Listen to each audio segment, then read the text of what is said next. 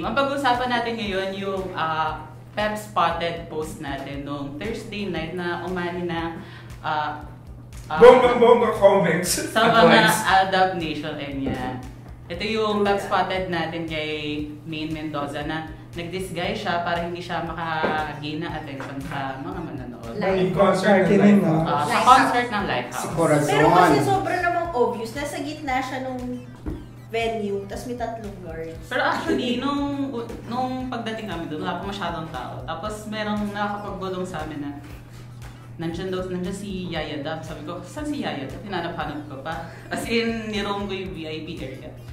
Tapos, sabi ko parang medyo magitim yung babae, pero parang siya yun. Maitim. Tapos, kinakonsyado ko yung mga nagbibenta ng popcorn. Sinabi ko, ate, siya na si Yaya Dab. Sabi niya, oo, siya yan. Tinanong ko yung bouncer na malapit sa kanya. Tapos sabi ni bouncer, ay hindi yan si Yaya Dab. Sinong Yaya Dab hinahanap mo? Ay, parang nilito. Oo, nilito. Tapos ayun, na-confirm namin kasi galing mismo sa organizer na si Yaya Dab na yun nandun. That was quite an effort.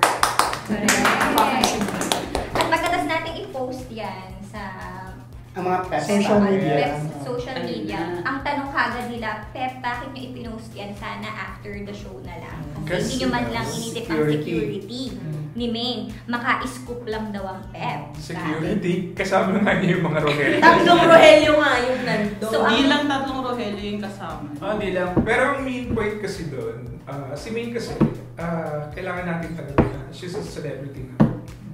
Although, bago-bago pa lang siya. So, hindi niya pwedeng iwasan yung mga ganun na sa public place yun, it's an event. And yung pagko-cover natin doon, maliban dun sa panonood ng concert, is to look for celebrities na nanood ng concert. And she is a celebrity, a popular one of that. So, not sure.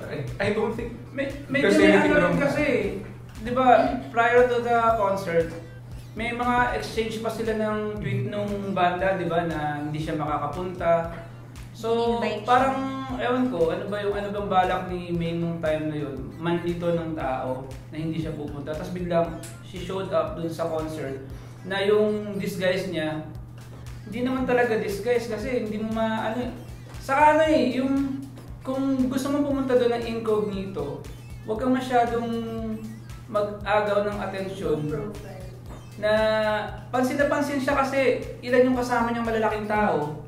Tapos meron pang familiar na production person na nakita na sa TV kasayaw ni Nawali sa kanina Jose. Kasama niya nandun eh. So, pero sa tingin ko naman, hindi naman yung point yun. Kumbaga, she came to enjoy. Tapos siguro ginawa niya lang ng na para hindi siya masyadong mapansin. Kasi nga, normally naman kapag napupunta siya sa mga barangay, talagang pinagkakagulan siya. Pero ang point nito, yung mga fans na nag-react, na may sinasabi pa silang mga i-ano yung privacy. Kasi yun nga yung pinaka-main point, celebrity siya, public yun, public event, kumbaga event yun, na maraming tao, syempre imposibleng walang makakilala sa kanya. Yun, medyo harsh kasi yung ibang comment, like they were questioning what we were doing, but what we did was part of the job. Tapos yung isa nga sabi niya, hindi ba kayo nag-iisip, baka kuyugi sigurado kukuyugin yan, sabi dahil ganun. Ang question, kinuyug ba siya? Hindi. Tsaka second point, kung pumunta din si Maine kung nag-disguise man siya, tapos may kasama siyang security, ibig sabihin, napag-isipan ng maayos yun. Alam nila, at alam ni Maine, for me, alam niya kung ano yung pinasok niya. And nag-post nga siya na she enjoyed. Kasi feeling ko bago pa naman inisip ng mga fans na yung ibang fans na kukuyugin siya, inisip na nila to na alam na nila yung mga posibleng mangyayari. And I just have to commend yung ibang member ng Aldab Nation na who understood our job na alam nila na what we did was just part of the job. And kailangan silang purihin kasi naiintindihan nila where we're coming from. Sa main purpose naman ng mga nanood dun sa concert is to watch the concert. Hindi naman siya. Kumbaga maghanap ng mga celebrities at makipag-picture kay May, kung sino mo celebrities ang nandun. So parang medyo, ewan ko, out of bounds. And in fairness, bukod sa nang bash sa Pep, may mga bashers din si May na nagsasabing, gaano ba kasikat yung pangalan niya? Gaano na ba siya kasikat ngayon katulad ng ibang sikat na artista na kailangan mag-disguise daw manood? Kasi ang dami daw naman nanonood na celebrity sa mga concert. Hindi naman daw nagaganyan. So, anong take niyo doon? Kasi, for me, parang, ano ba ang gusto patunayan doon ni May? Parang, na, kung makilala ba siya ng tao, or gusto lang niya i-enjoy yung sarili niya na hindi siya nakakakuha ng attention. Baka extra protection. Yeah, we have to understand that Main's life now has changed so drastically after the Aldab pain. Pangalawa, even sa studio ng Itbulaga, hindi nga pinapaalam, di ba, kung saan ang location nila kasi baka lumuhin. Pangatlo, the mere fact na nilipat na sa studio is another way of telling the fans or the people na medyo yung stature niya, she's already a star. Let's admit it. Nora Honor, Vilma Santos before. The Jean Velasquez said before na hindi siya makapag-mall dahil talagang dudungin siya. So, in-anticipate lang nila. I don't think meron sa part niya na sikat ka na or what. Parang they were just anticipating what walang gustong patunayan si Main. Gusto lang talagang manood si Main ng concert. Ang nagkataon lang na sikat na siya talaga. And the people around her, alam nila yung, syempre, investment to eh. Yeah, she is a brand. She needs to be protected. So, kailangan talaga ng mga tao doon. Sikat yung tao eh. Yun nga, brand siya eh. Ilan ang commercials niya, di ba? So, kailangan protektahan si Main. Pero, yung mga nagsasabing makascoop lang ang Pep, kaya natin nirelease. In the first place, wala sa isip natin. Ay, makascoop na Hindi nga rin alam na nandun siya in the first one. Actually, nagulat din ako na nandun pala. So, nagkataon lang, pinag-check lang ng panahon. Lagi na tayo. Pinag-adyato ng panahon, nandun rin si Pastillas. Oo, diba? Go. Pero si Pastillas, ano siya, display niya ang kanyang mga Pastillas boys. Kasi makikita mo sila sa crowd kasi sila lang namumukod lang yung group na nagpa-flash. Nag-video. Sabi ko kay Nico, yun ata yung magulong crowd dun sa at yun nga. On a positive note, nung na-ID, kasi ang bilis, di ba, pagka-upload sa internet, sa social media ng yung picture ni May, tapos na-ID na siya nga talaga yun. So may mga negative reaction. At the same time, ang gandang venue kasi sumasagot din ng Pep dun sa, nakikipag-interact din ng Pep sa fans. At na-educate sila in a sense na bigyan kagad ng message na nasa fans din, nasa kanila din discretion kung lalapitan ba nila o hindi. Kung maging maayos sila and respetuhin yung privacy. In fairness dun sa mga concert goers, hindi talaga sila lumapit kay Min. Nung paalis na lang, may mga ibang na tignan chance na magpa-picture sa kanya. Nakita namin ang mga paparazzi photos ng ating Pep photographer. No, talagang maayos yung nakalabas bago mag-end yung Tapos concert. bumalik siya ulit kasi paloob nung narinig niya yung hanging bayamong. So nagstay siya dun sa gilid. So dun ko siya nakunan kasi dun ako malapit. Tapos walang tao din dun. Oo, kasi talagang hindi rin siya masyadong tinitingnan. So na-enjoy niya nang walang nanggulo sa kanya.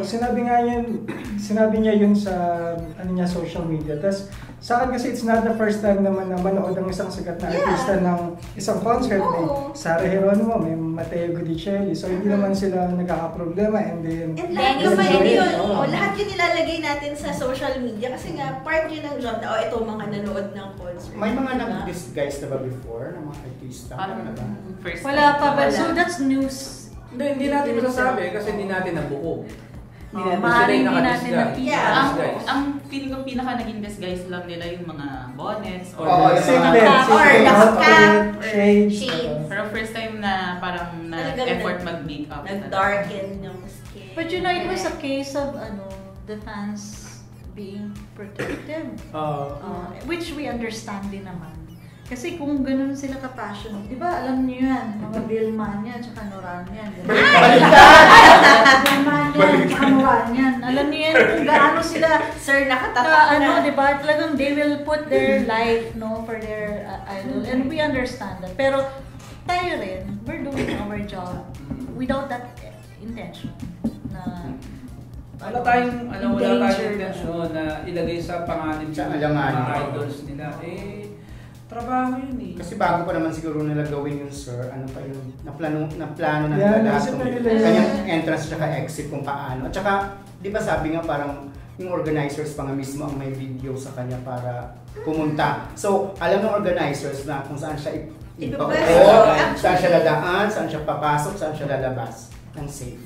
But more importantly, these kind of photos, pinapakita nila yung human side ng celebrities na hindi mo nakikita in front of the camera, hindi mo nakikita na may event or something na stage. So, doon mo makikita na yung toong personality ng tao, doon lalabas. Fan din sila.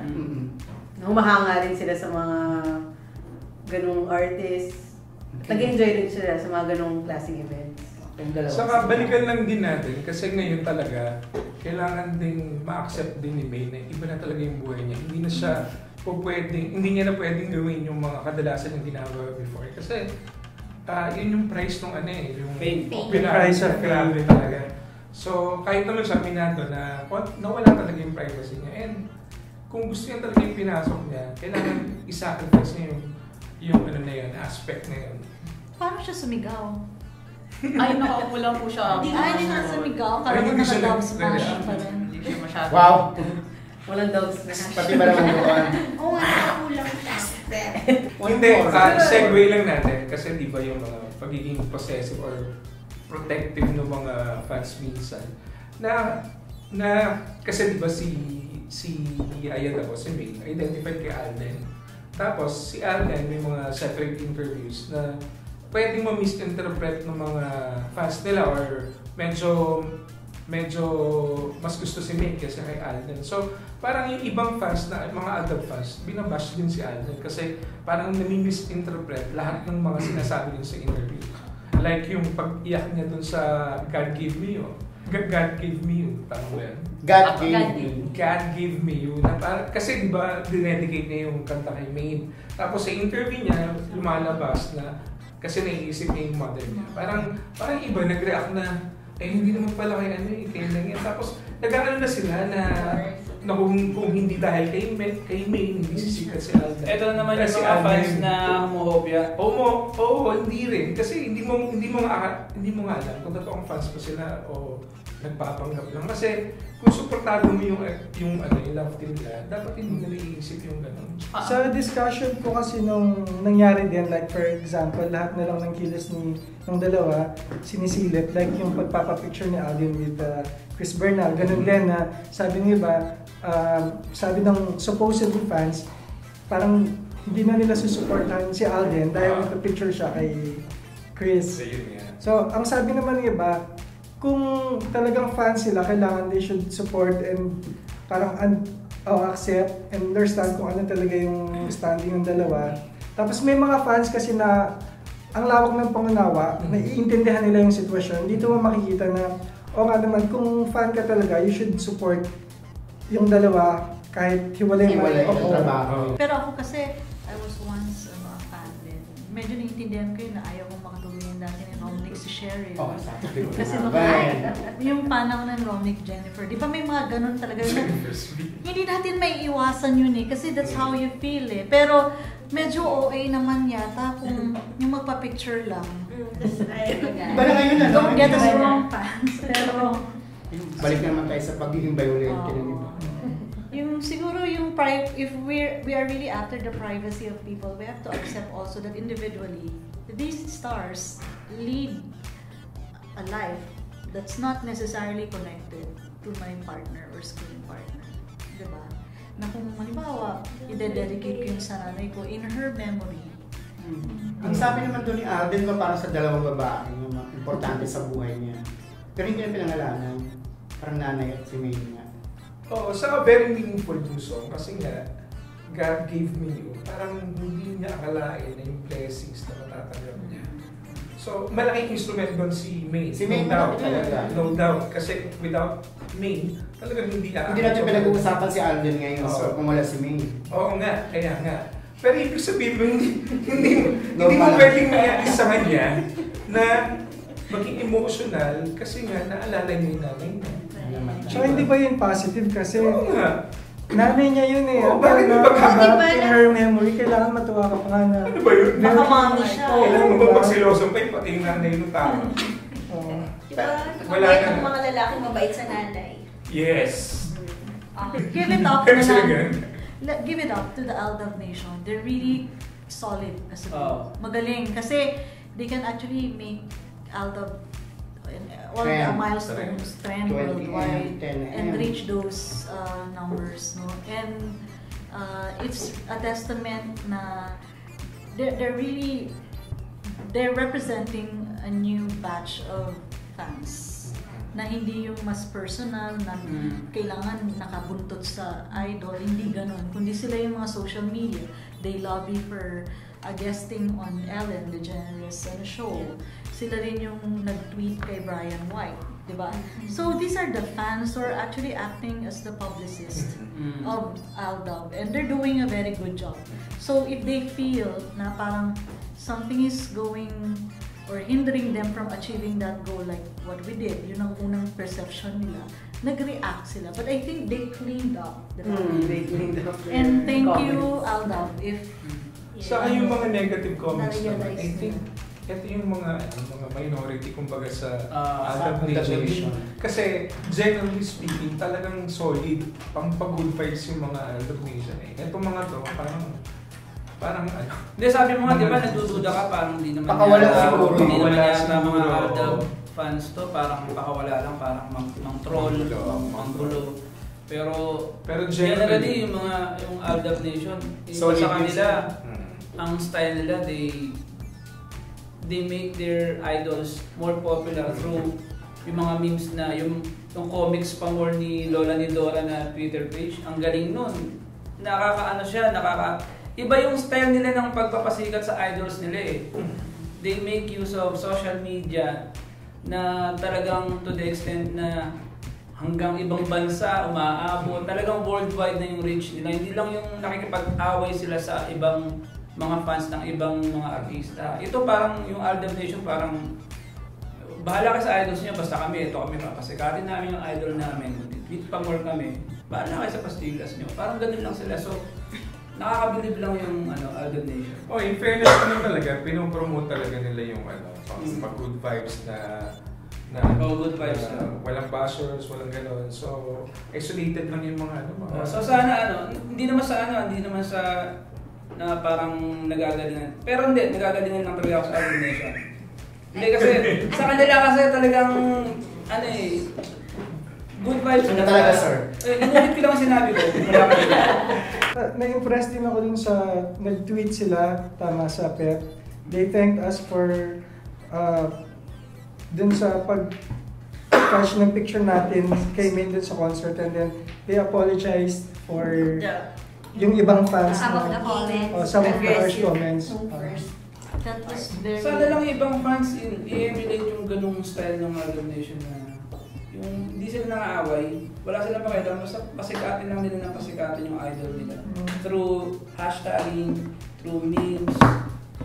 So yun, nakita naman natin yung resulta, di ba? Actually, meron natin ng fans club, may ganun talaga. Merong nila na Na mga away lang. Oo. Kasi hanggang ganito. Pakawala, di ba? Ito? Sir, parang hindi naman kasi talaga makawala yung mga bashers, di ba? Parang di ba talaga mag-e-exist at mag-e-exist sila. And it depends din naman sa mga sa mga nakikita din nila. Yung iba rin naman may point, yung iba pointless. What's your point? And interest, or kaya sa mga artista din, kung nagbabasa sila ng mga negative comments about them. Kasi minsan may point din naman talaga yung mga bashers. So, kung ano yung they should learn from it naman. Kasi hindi naman lahat ng negative comments hindi totoo. Yung iba naman totoo. And they should learn from it. Very good. Constructive. Constructive na criticism. Constructive criticism. Kudos lang sa passion ng lahat ng fans ng mga love teams. Kahit nag-aaway, well, ibig lang sabihin yun. Takot lang sila na baka nalaos na agad yung love team nila, kaya nag-dead sila. Pero, ano lang, siguro in-denial lang din sila na magaling din yung Daniel sa Janine, gano'n, kaya sila nag-aaway. Tapos, nag-threaten nga rin sila sa Aldab kasi baka malaos na yung gat niya sa Janine, sabihin nila may hindi mas paborito nilang stars. So, yun lang. It's all just about passion. Walang hate or anything. Passion. Passion. Sabi nga, Passion Summit pa more. Media. Passion on. Basta good vibes lang. Yes. Ano ba yan? Tubig lang naman sila ngayon. Walang pizza.